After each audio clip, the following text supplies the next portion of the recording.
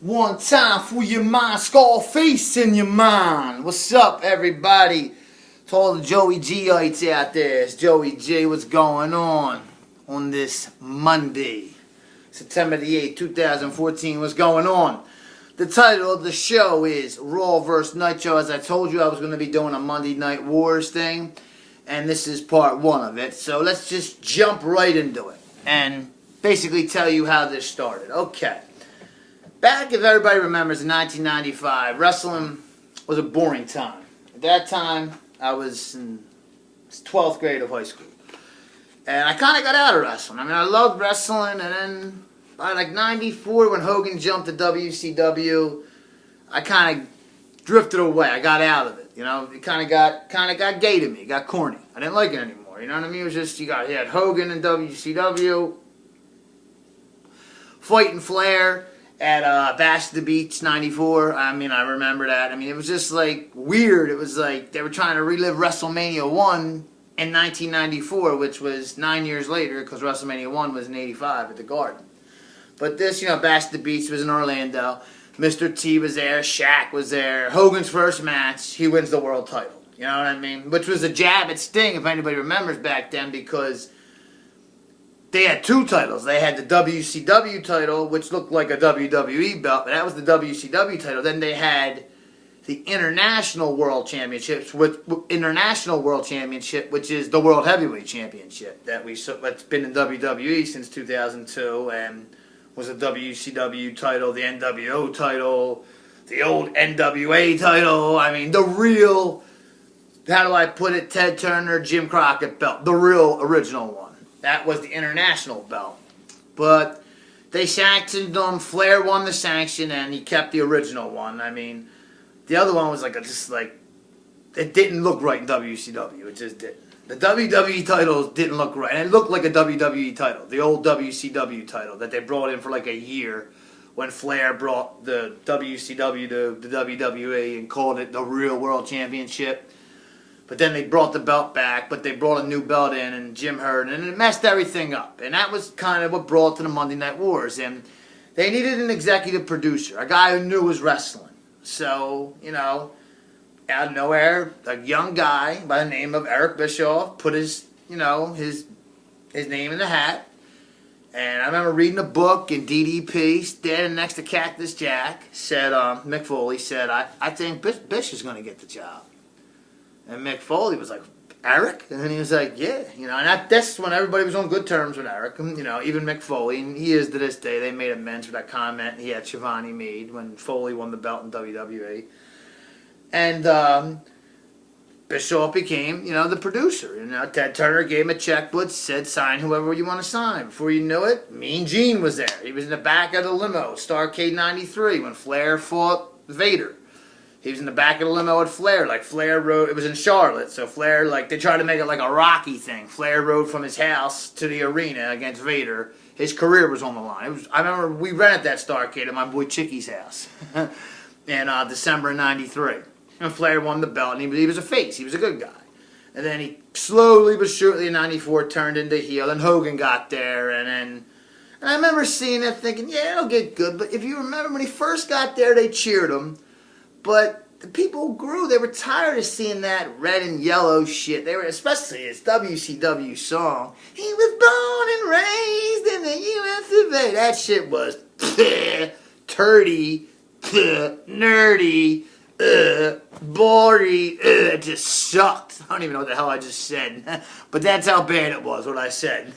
For real. I mean, it was just, he was born and raised in the U.S. of A. That shit was gay. But I think after a year, then Savage came in. And I remember Savage saying, I'm going to do one or the other to Hulk Hogan. I'm either going to shake his hand or I'm going to slap him across the face. And Randy Savage, God rest your soul, was one of my favorite, wrestlers of all time, the Macho Man. I mean, he's just the man. He's just one of my favorites of all time. I mean, just great. I mean, I was sad to see it because I'm a WWE guy, WWF at the time. And I still call it WWF. I mean, I just started getting used to calling it WWE in 2009. For real. I mean, They've been WWE since 2002. I just got used to calling them WWE in '09. I mean, I was still calling them WWF in 2008, 2007, down the shore in Wildwood. But anyway, let me get to the Monday Night Wars. So, like I said, I'm going to have about 3 or 4 shows on this. This is part 1. So I'm going to have about, I would say, at least 3, 5 at the most. You know, I'm not going to air them long. I'm not going to keep your guys' ears ringing. I'm going to tell you how it first started off. And so Bischoff got that checkbook out. He signed Mean Gene. He signed Bobby Heenan. Hogan, Savage came in. Then Beefcake, the president of the Hulk Hogan Suck My Dick Club. The Booty Man, the Butcher, the Zodiac. I mean, they really had horrible storylines down there in WCW. But what did they have? They had the Loot. They had the Luciano. Oh, speaking of Luciano, Boardwalk Empire last night on HBO, season premiere, season 5. Great. Awesome. Check it out. Lucky Luciano, gangster of gangster, boss of bosses. Hardest gangster of all time. Check it out. Boardwalk Empire last night. Episode 1 of the final season 5. You got to check it out on HBO. There's replays and it's all on demand. Check that shit out. That shit was thorough. I know I get off topic a lot. Check out the season 5's part 1 of Boardwalk Empire.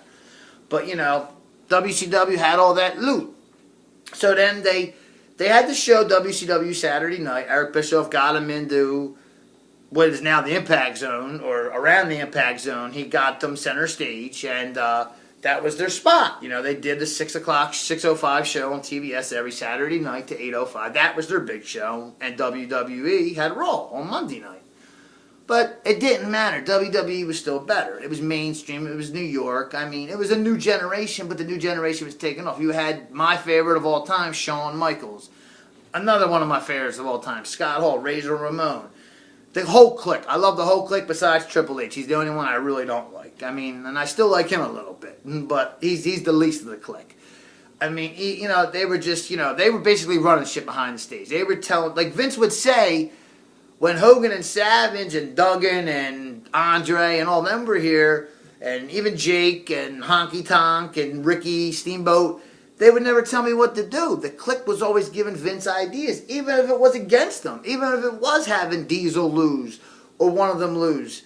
They would help Vince, and that's why Vince said to them one time in a private meeting, he called them all in, all of them. Shawn Michaels, Sean Waltman, the 1, 2, 3 Kid, X-Pac, 6-Pac, Razor Ramon, Diesel, Triple H, Hunter Hearst Helmsley, the COO now, and Justin Incredible, Altoya Maioya, whatever the frig his name was back then, P.J. Walker, or is his real name in real life.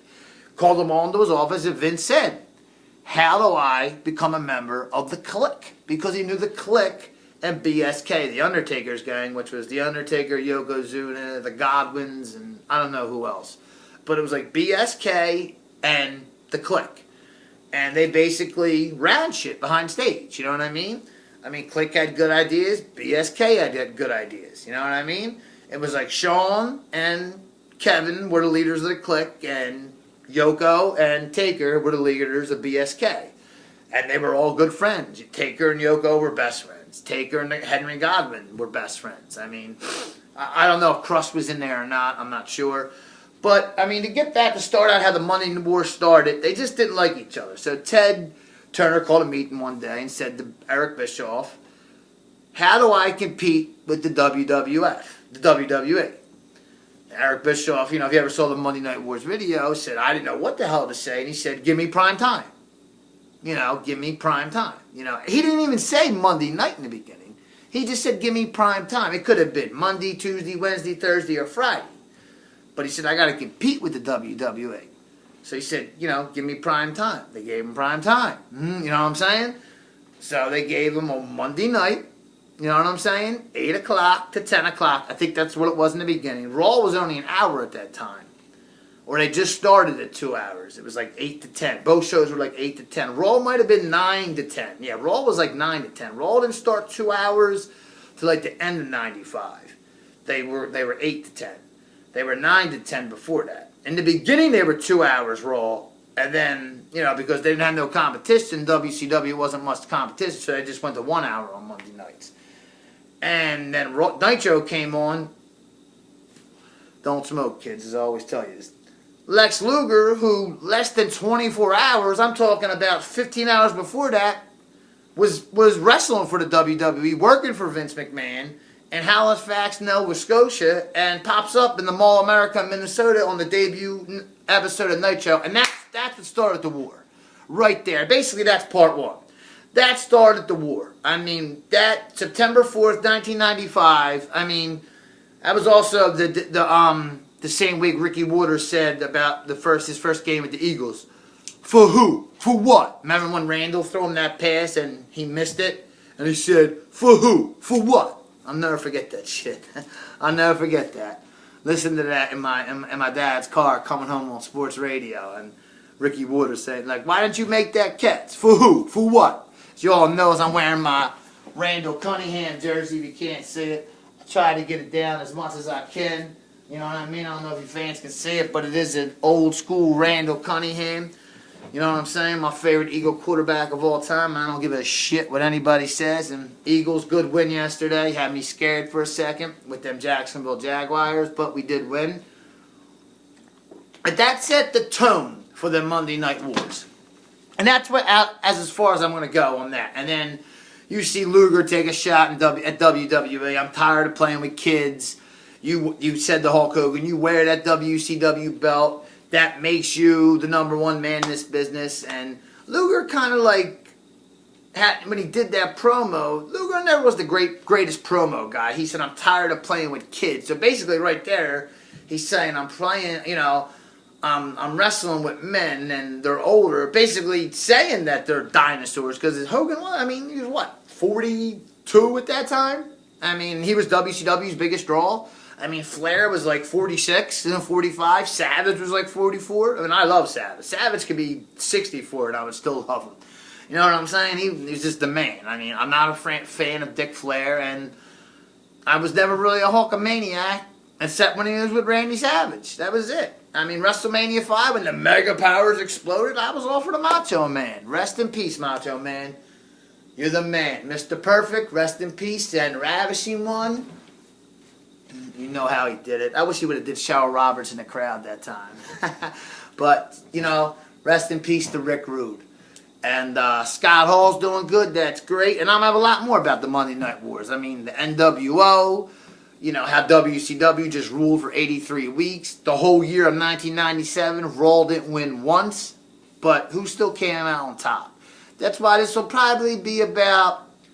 This is part one, so this will probably be about 2 or 3 shows. And this is part one, but we still got part 2, part 3, and probably part 4 too. But it's going to be good, and it's going to be more. And I'm going to get into some heavy details behind the scenes, what happened, what was really going on, how Hulk Hogan would have 2 TVs in his locker room at WCW. When he was a face and when he became Hollywood Hogan, he would have Raw on one TV, and he'd have his own Nitro on the other. The shows are going to get really interesting. I'm going to do Raw vs. Nitro Part 2 tomorrow night. And then I'll do the last 2 later this week and next week. But I'll finish it up by next week. So yeah, it'll be about 4 or 5 episodes between them. I don't know. You know how I just spat out the mouth. But Eagles and, you know, Joey G coming up. Just please keep viewing. Keep viewing and get my name out there, Joey G. Because I keep it real. Raw's on tonight. It's going to be big. And Brock Lesnar, I'm still making my prediction, takes down Cena at Night of the Champions, because here comes the pain. I'm Joey G, and I'm out. Peace. Later.